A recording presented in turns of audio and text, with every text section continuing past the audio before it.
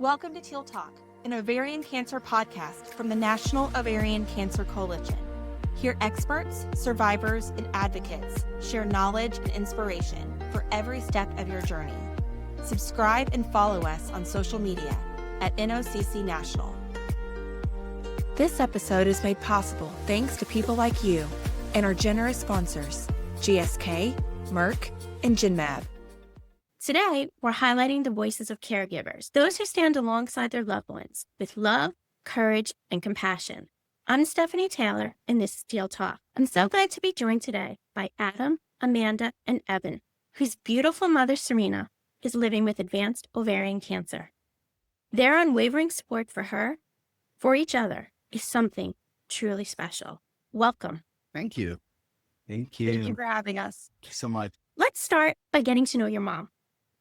Can you each tell us a little bit about her? What makes her the incredible person she is? Adam, we'll start with you. Oh, my mom, she's a firecracker. She has a zest for life that I've never met anyone else with before. And she loves to dance. She loves her family. She loves us. And she loves people. And just giving her energy out to people and receiving. And yeah, she's the best person I know. That's truly beautiful. Evan, what would you like to say about your mom? Just want to say she's the most caring and most honorable person I've ever met. And she's just the best, cherishes everyone and cares about everyone. And Amanda, what are your thoughts when you think of your mom? What's the first things that pop into your mind? We all know she's a special person. She's motivated all of us to do what we do today. She's a teacher. She's a dancer. She's a superstar. She's a motivator. She's everything you'd want in a mom and a person in your life. I think your mom lights up the room for so many people and for each of you. What was it like for you when you found out about her diagnosis? Amanda, what was that time like for you and your family? It was a really hard time. The last thing any of us expected. I remember coming home from school, her telling me to come home, and she never told me to come home. So something was wrong. And she sat us down and she told us she was diagnosed with cancer and we didn't know what was next. And it was life-changing and it was really scary. And you guys have been navigating this journey for how many years, Adam? How many years have you guys been navigating the journey? It's 8 years now. I think her first diagnosis was in 2017. And then that's when she went with her first round of everything. And then last year she had her second reoccurrence. So it's been 8 years now. It's a long time. Being a caregiver, especially as an adult child, can be emotional and complex. What has caregiving looked like for each of you? Amanda, would you like to share your thoughts on that first? I wanted to take care of my mom as much as she was able to take care of me as a child. And I wanted to be able to do everything I can for her. I was fortunate enough to take some time away from work, try to be there with her for all her doctor's appointments, be a second set of ears. We try to make sure she never has to go to treatment alone. And it's been challenging, but we make sure together that we support each other and we support her most importantly. That togetherness is very evident when I have bared witness to seeing your family. And Adam, would you like to add anything else about what caregiving has looked like for you? Yeah, a lot of what Amanda said, but, really just being an advocate for her. And cancer could be so heavy. So making sure that you could just be a light for her and do whatever you can just to bring some humor into her life or just a distraction. There's a lot of medical terms going on and things that you might not understand at first, and people can jump to conclusions, but just being there and being in the moment and just enjoying each other's company. That's really what it is to me. So I love the concept of being there together. That is really so incredibly important as a family unit. And each of you has taken upon different roles. And I think your mom is so fortunate to have children like yourselves. So how do you, each of you as siblings going through this, watching your mom have good days, maybe some more difficult days, how do you support each other through this? I think we take turns being there for each other by coordinating our schedule so that we can go away on vacation and not feel like she's home alone, or we do vacations with her so that We get to spend time together, but we still try to live our lives and do the best we can because we know that's what she wants. She wants us to have fun. She wants us to work. And we make sure that we're all able to do that for each other because she wants to see us happy. And we need to be happy because she is living with cancer and she's fighting, and we're all fighting to have the best life we can all have. I think we're really lucky because Amanda is an oncology nurse. So she has a lot of knowledge that Evan and I don't necessarily have just in the medical field. So her knowledge is such an important tool and could help us understand things better. And I know Amanda does a lot to also protect us too, which we're really grateful for. But for the three of us, really just staying in communication with each other. We have a group chat, just always checking in, making sure we're good. We all have our good days. We all have our bad days, and we're just giving each other grace and love.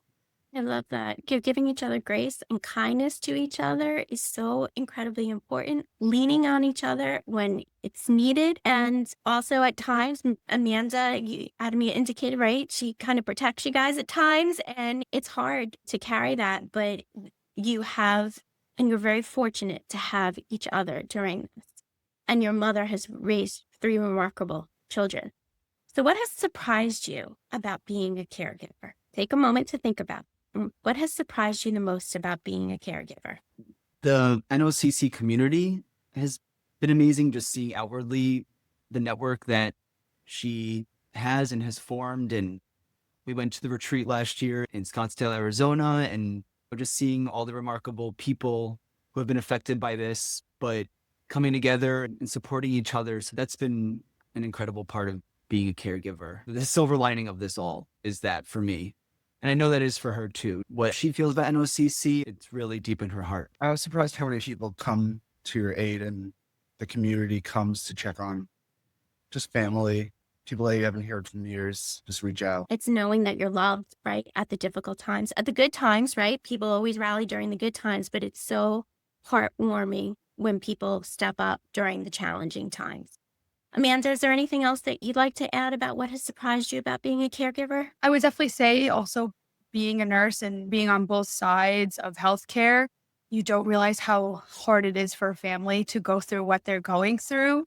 So I take that in my own practice, but feeling that now and knowing that it's okay to have those rough days, and we're all having those rough days. My mom's having the most rough days, but it hits us hard as well. And we love her so much and we just want her to be okay. And it's hard for families. It's hard, but there is a lot of support. So we're really grateful for NOCC and everything they do for my mom, us, and everyone.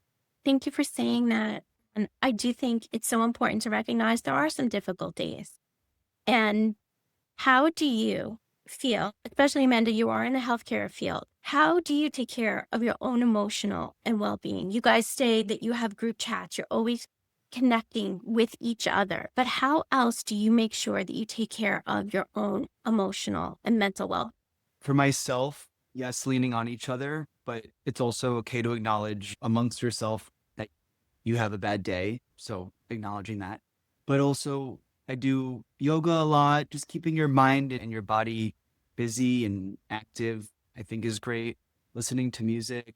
My mom, we love taking her to concerts and just meeting people. Those are how I take care of myself. Practicing self-care is so important, whether it's for the survivor, but also for the loved ones that are helping to support the survivor. So, are there things you do as a family that help you stay connected? What are some of the fun things that you guys do as a family to stay connected? Oh, we always go to family dinner. There's always chaos involved, and we get to see my dad sing. We do a lot of strange family events. We went to a fair to watch dogs race. And we just do silly stuff together that like usually adult children don't do with their parents still. And I think that's fun. That's so important to still see joy in life.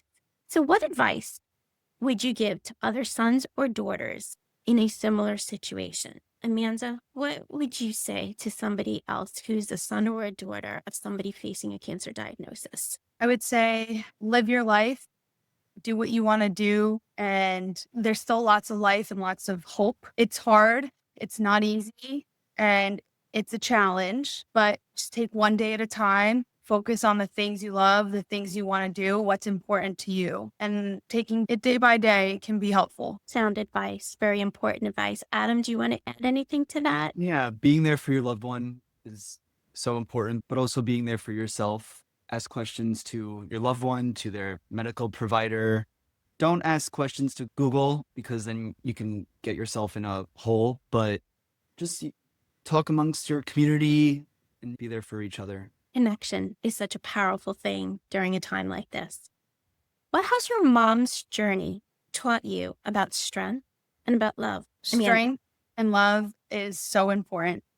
You can make the hardest days better through connection with another person, through strength and love. Having that mindset of strength and having that support can help through the worst days. Adam, I see you thinking. What would you like to add to that?